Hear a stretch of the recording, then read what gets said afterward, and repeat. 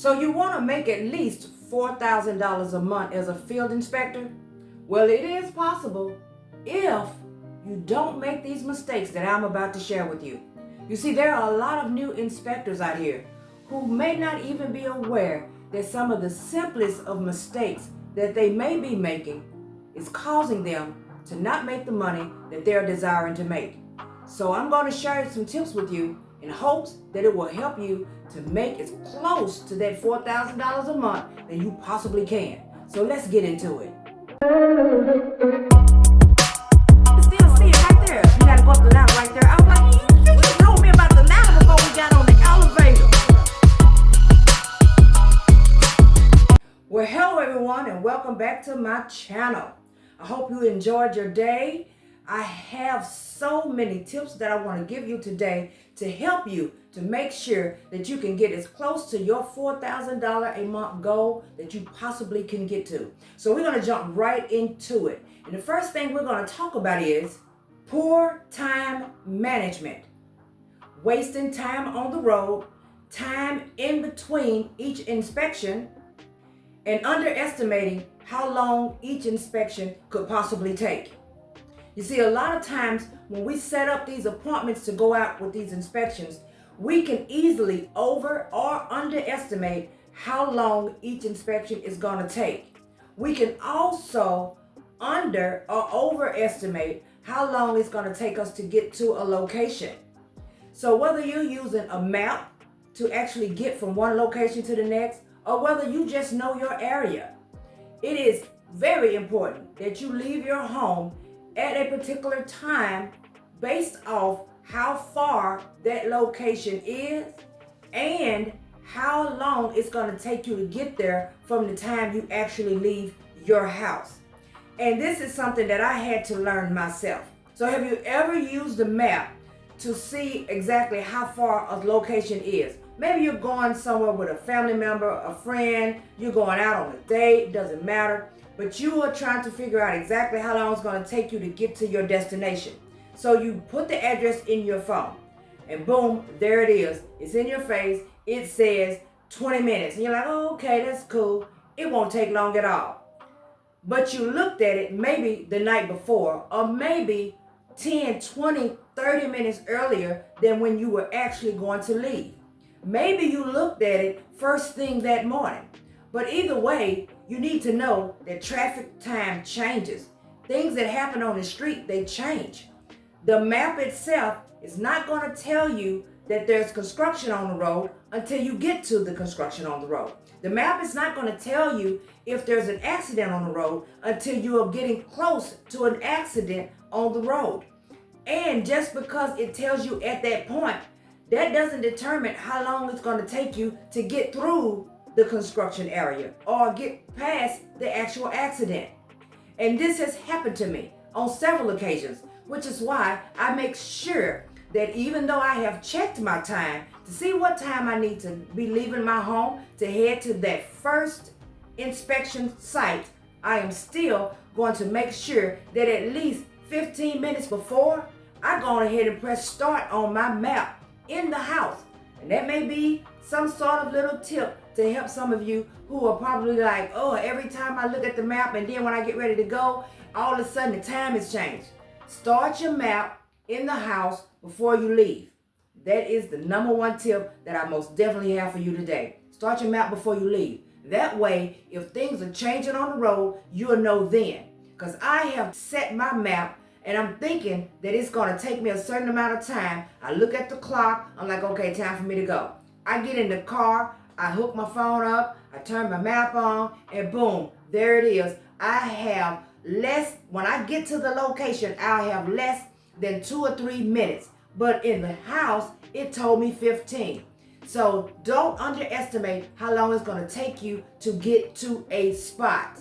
When you do that, the way this hinders your money is there's a chance that you can get to a location and the person that you're there to meet, you are now so late until they could have possibly left. Don't hinder your money. And if they are there, then all it does is slow you up for the rest of your day.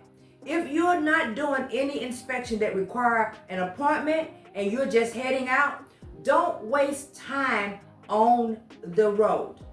Don't waste time doing things in between jobs that is going to hinder you when it comes to making your money. And I'll give you an example. You're on your way to an inspection, you don't have an appointment, you've already done 2 or 3, and you happen to pass a store and you realize right at that point there's something particular that you need. Well, I just stop real quick. No stop is real quick. You get out of your car, you go in the store, and now instead of you getting 1 or 2 things, you may be getting 3 or 4 things. A lot of you are out here doing that because you have that freedom to do so, especially if there is no appointment set for your inspections. You are hindering the amount of money that you can make.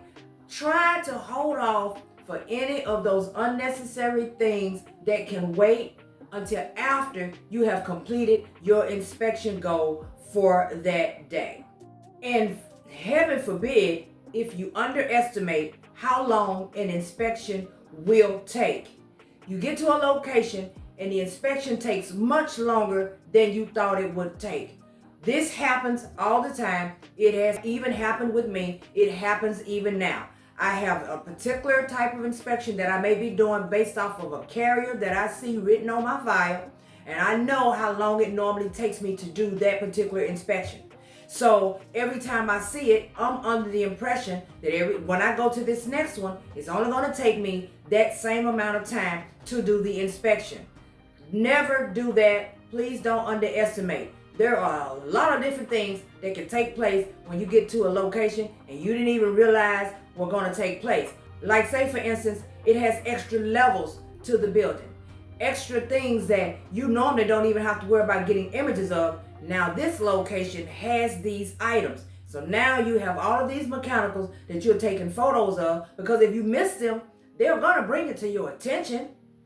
Maybe the carrier is not happy with the fact that you seen a fire hose or you seen a sprinkler system, but because you have normally not had to turn that in because your previous locations didn't have it, you skip over it. Well, they know what's in the buildings before you even go.